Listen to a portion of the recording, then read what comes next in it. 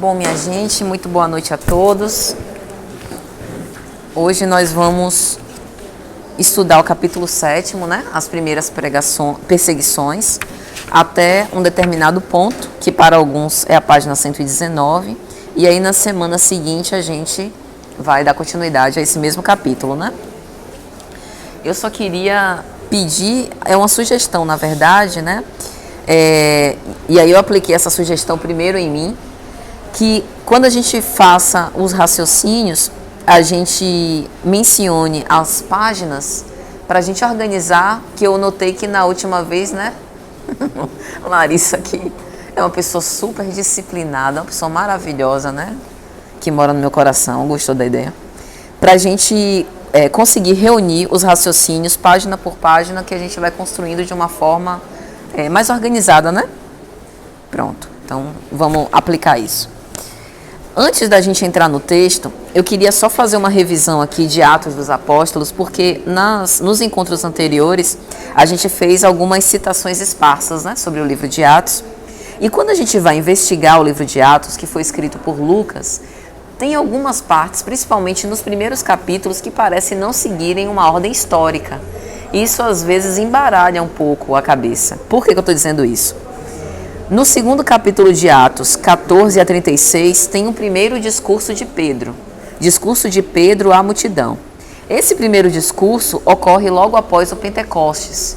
E aí Pedro faz referência a algo que está no livro de Joel, no Antigo Testamento, capítulo 2, versículo 28. Derramarei o meu espírito sobre toda a carne, e vossos filhos e vossas filhas profetizarão. Um trecho bastante conhecido nosso, né? Isso Pedro recapitula quando ele faz esse discurso, para explicar às pessoas que estavam dizendo que o Pentecostes era porque os apóstolos tinham bebido ou estavam ensandecidos, porque estavam falando em idiomas diferentes, né?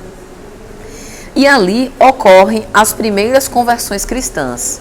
O texto de Lucas não diz, mas a gente imagina que por conta da perseguição farisaica desde o início, as primeiras perseguições começaram aqui.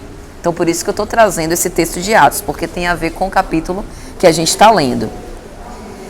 Nessa época, a gente ainda não tinha Estevão. Estevão chegou pelo texto de Emmanuel depois, na Casa do Caminho. Veio depois do Pentecostes, depois da formação da igreja cristã primitiva, né? Aí, em Atos 3... Oi, Eugênia. Em Atos 3, versículos 11 a 26, tem um novo discurso de Pedro. Discurso de Pedro ao povo, que foi após a cura do coxo, que a gente já citou aqui. Que eles estavam na porta do templo, Pedro e João, curaram o coxo, o manco, né? E depois disso, Pedro faz um discurso parecido com o teor que Estevão fez no Sinédrio. Um trecho do discurso. O Deus de Abraão, de Isaque e Jacó, o Deus de nossos pais, glorificou seu servo Jesus, a quem vós entregastes e negastes diante de Pilatos. Mais uma vez, e possivelmente Pedro aqui estava inspirado, ele tira essa menção do livro de Isaías, capítulo 52, versículo 13.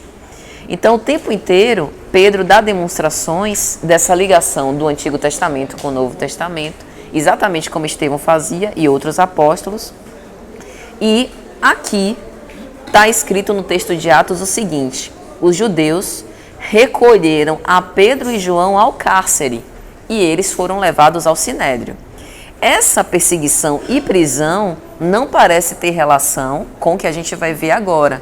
Parece ter sido algo anterior, que por alguma razão Emmanuel não comenta no texto, né? Mas que quando a gente lê Atos acontece. O que a gente leu na semana passada, da prisão de Estevão, vai acontecer em Atos no capítulo 6. No capítulo 6, a prisão de Estevão, e no capítulo 7, o discurso de Estevão, que está aqui, né? E depois disso, ocorrem as perseguições que Emmanuel coloca nesse capítulo.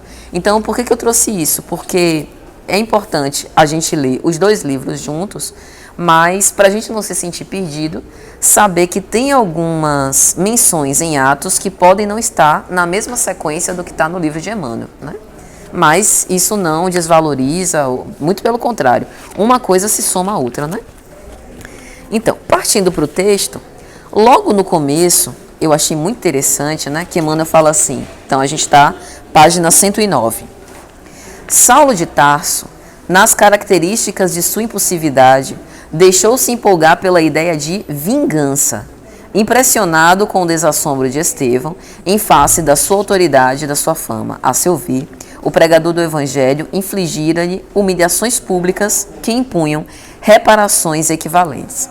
Então aqui está de uma forma bem clara no perfil de Saulo o orgulho que tinha levado ele a essa característica de vingança.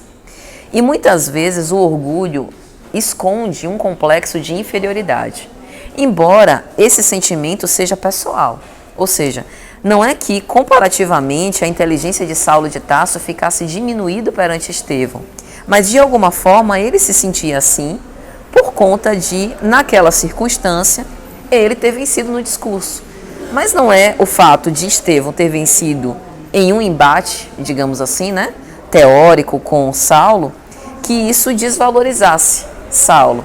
Mas às vezes é a gente mesmo que se sente, porque a gente não reconhece o nosso próprio valor. E isso, muitas vezes, leva a gente a acreditar que o outro, ou projetar no outro, né, essas pechas de que é o nosso adversário, de que é o nosso inimigo, que mais tarde ele vai falar, né, que desenvolveu inclusive um sentimento de ódio. Então aqui a gente tem de uma forma clara que Saulo de Tarso não estava em sã consciência, né? Ele tinha sua inteligência privilegiada, mas a sua emoção estava embotando essa consciência lúcida a ponto até dele ser injusto. Então, quando a gente estuda o Livro dos Espíritos e a gente vê na lei de amor, justiça e caridade, a justiça ao lado do amor, a gente vê que a justiça verdadeira, ela não se equaciona com vingança, com desejo de você ser reparado em algo que você nem foi punido, ou que você não foi lesado, né? O sentimento de vingança é um sentimento egóico. No final do segundo parágrafo fala, né? No fundo, esse ressentimento era a panagem de um movimento de vida generosa e sincera, entretanto, a vaidade ferida, o orgulho racial, o instinto de domínio tolhavam a rotina espiritual. Exatamente. Aí, um pouco antes dessa parte, no começo do segundo parágrafo, na página 109 ainda, Emmanuel diz assim: os intelectuais do templo estimavam nele, em Saulo, uma personalidade vigorosa, um guia seguro, tomando-o por mestre no racionalismo superior. E aí eu faço uma pergunta: será que intelectualidade avançada é sinônimo de guia seguro? Intelectualidade avançada, né? Conhecimento superior, como o próprio Emmanuel define Saulo. Será que isso é um guia seguro para uma, né, classe como a classe dos fariseus? Né? E se não parece um guia seguro, em quem que a gente deve depositar as nossas esperanças? O que é estar melhor preparado para ser um líder da raça, como no caso aqui dos fariseus? Porque, imagine, os fariseus depositavam em Saulo as suas esperanças porque era um indício que se tinha. Tudo levava a crer que aquela inteligência privilegiada ia tomar as melhores resoluções. Mas a gente vê que nem sempre é assim que acontece, como nesse caso, né? E até a gente com os nossos filhos. A gente escolhe a melhor escola, aquela que a gente pode pagar, né? Dentro das nossas condições. A gente ensina aos nossos filhos os valores que a gente acredita que vão ser válidos para que eles possam decidir da melhor maneira mais para frente. Então, de certa forma, a gente também acredita nisso aqui. Que pelo menos pela intelectualidade, a gente tem maior lucidez para discernir o certo e o errado. Mas e agora que a gente está diante de algo que está contra as estatísticas? Como é que a gente se posiciona? O que é, então, estar melhor preparado, se não pela intelectualidade? Pela moral. Pela moral. Aí, eu pego a moral e acabo com a intelectualidade? É uma outra pergunta. Então, na verdade, a gente precisa equacionar os dois. E aí a figura da humildade vai reconhecer as minhas potencialidades e conquistas, mas também aquilo que me falta, né? As minhas falhas, para eu não ser presa disso aqui. Ele fala bastante que existem duas asinhas, a asa da intelectualidade e a asa da moral. Exatamente. Agora, eu queria para poder voar, senão cai, né? E no fim do capítulo, né, quando ele fala, esse texto que Daniele falou, no fundo seu ressentimento era apanágio, no fim da página, desculpa.